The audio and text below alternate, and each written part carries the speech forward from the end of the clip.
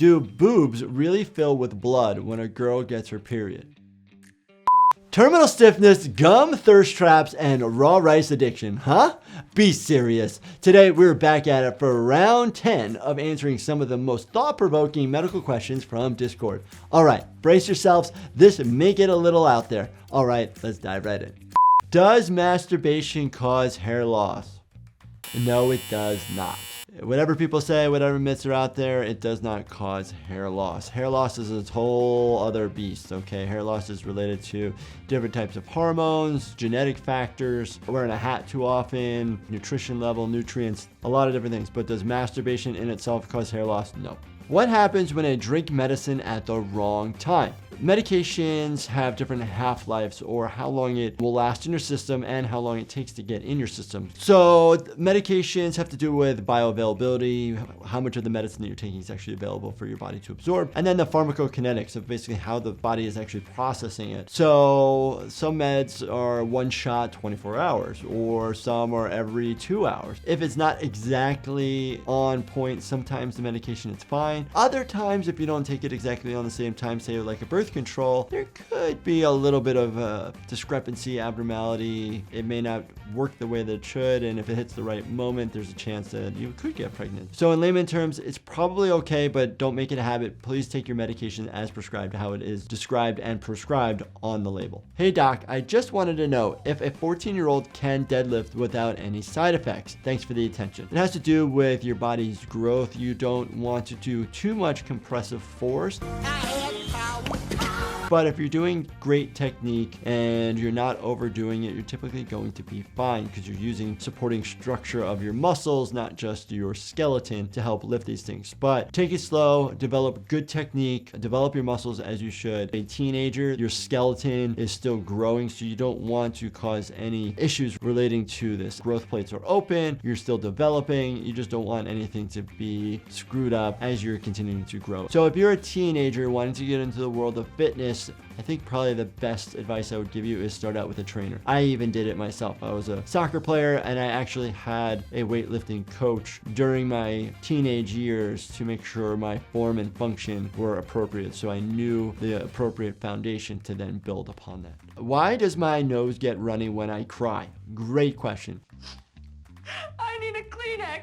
When you cry, you get tears that go into your eyes. The tears sometimes fall out of the eyes, but a lot of them actually go down into your nose via the lacrimal sac, then goes down into the nasal and lacrimal duct into your nose, into that area of your face, and then drips out. And that's why your nose runs. So it's a very cool, very interesting way that our anatomy is set up. I have a non-ending addiction to raw rice, and I like when I eat it. Is it bad for my body? You have to be aware of a few things. Raw rice or undercooked rice has an increased chance of being contaminated with bacteria, specifically a bacteria called Bacillus cereus, or we call it B. cereus, which will cause nausea, vomiting, and diarrhea. So rice actually has lectin in it, and lectin is actually a kind of a natural pesticide that actually inhibits some absorption of good nutrients. So just be careful. I don't want somebody to get really bad infections or having any bad symptoms. If you do have a propensity to want rice, please make sure that it's cooked. That way you don't increase the risk of infection.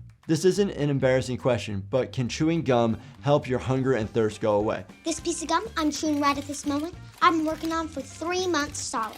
They actually did studies to see if chewing gum would actually cause some weight loss because it's taking the place of eating, and typically they found that it didn't. If you habitually need to have the sensation that you're chewing or eating something, then maybe having gum might help. But the problem is they typically taste good and they're flavored, and it will actually give you the sensation that you want to actually eat more potential sweet things. From thirst, you're using your saliva. Could it help lubricate and wet your mouth to prevent your mouth from being dry and giving the sensation that you don't have thirst? Yes, but typically when you feel thirsty, you're already significantly dehydrated. So make sure that you're drinking fluids if you feel thirsty. If you're hungry, make sure you have a balanced diet to prevent yourself from having these moments where you might want to binge or that you're significantly hungry. Doc, is it true you can get an erection one less time after you die? Technically, yes, but it has to do with the mechanism of how you died. So a post-mortem, so after death, erection erection, also called a terminal erection, could occur when somebody has either a brain or a spinal cord injury. They actually saw this commonly with somebody who was hung and had a high cervical injury, or cerebellar injury, which is down lower. But yes, you can have a post-mortem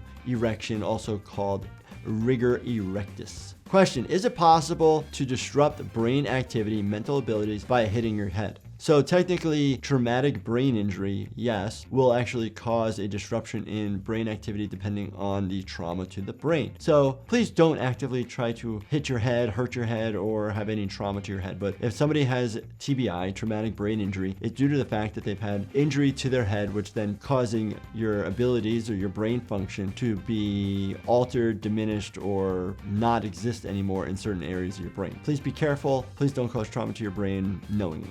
I've had plenty of blunt force trauma to my head, but luckily I haven't had any long-term effects. But I have had 2 concussions when I played soccer. I've had a knee to the head, an elbow to the head, which I've seen stars. Look at all the pretty stars. How about you guys? Have you had any concussions, brain injuries, skull fractures, bleeding in the brain? Let me know in the comments. Are kidney stones really stored in the balls? No. Kidney stones are in your kidneys. Majority of people have 2 kidneys in the back, then the ureters that come down that go into the bladder, and then from the bladder it goes to your urethra and out. Okay, that is both for male and female anatomy. So the kidney stones actually form in the kidneys. They can stay in the kidneys forever, or they can make their way out and go out the ureter, and they can get stuck in 5 different spots along the track down, cause significant amount of pain, can cause an infection, can cause blood in your urine, but most of it is pain that is unremitting, and it's awful and very uncomfortable. A lot of fluids, pain medicine, muscle relaxers, and hopefully it passes on its own. If it doesn't pass on its own, then a urologist, which is a specialist to this area of anatomy, needs to either go in and get the stone, or they put a stent in. Sometimes dietary things will cause you to get kidney stones, dehydration, and then familial, meaning other people in your family, which makes you at risk for getting kidney stones. Do boobs really fill with blood when a girl gets her period? No. So when somebody gets their period or on their menstrual cycle, they're shedding their lining and they're having bleeding. That's what we're talking about. But during this 28-day cycle, the hormones are always changing and adjusting. It is not that they're filling up with blood, they're getting engorged due to the enlargement of the ducts within the breast tissue. And it has to do with the relationship of estrogen and progesterone. But yes, they can go up in size during this time of the month. How prevalent is orthorexia? Trigger warning, a type of eating disorder, kind of like an obsession with very healthy eating. It's interfering with somebody's life, concerns of always eating pure, clean. So with anything, you can take something too far, say working out too much. It needs to be a balance, and a healthy balance. Yes, it is good to be aware and eat healthy, but when it starts becoming unhealthy for you, then you have to reconsider what you're doing and what your options are. If you want more information about nutrition, maybe consult your doctor or nutritionist. Could you ever do a person-to-person blood transfusion? Nobody makes me bleed my own blood. A person-to-person blood transfusion would be considered something called a whole blood transfusion, which we don't typically do very often. Typically, they're broken up into plasma or platelets or red blood cells. Everything is regulated, screened for infections, and to make sure that nobody's having any weird reactions. And then also the biggest thing is allergic reactions. But could you actually do it? You could do it if somebody was compatible with you. So meaning like if they had the same blood type or a blood type that you wouldn't react to. The thing you do have to just worry about is possible infection. If you're in the middle of nowhere, dire straits, you're going to die, this is conceivably something that you could do, but I don't recommend this. All right, Discord medical questions. So good topics, good questions, keep them coming. I know you guys have these burning questions on your mind that you want somebody to answer, so feel free to send them our way. And if you enjoyed this, definitely check out this playlist right here. Make sure you subscribe, turn your bell notifications on, and hit that like button for me. Thank you so much for watching, and stay healthy, my friends.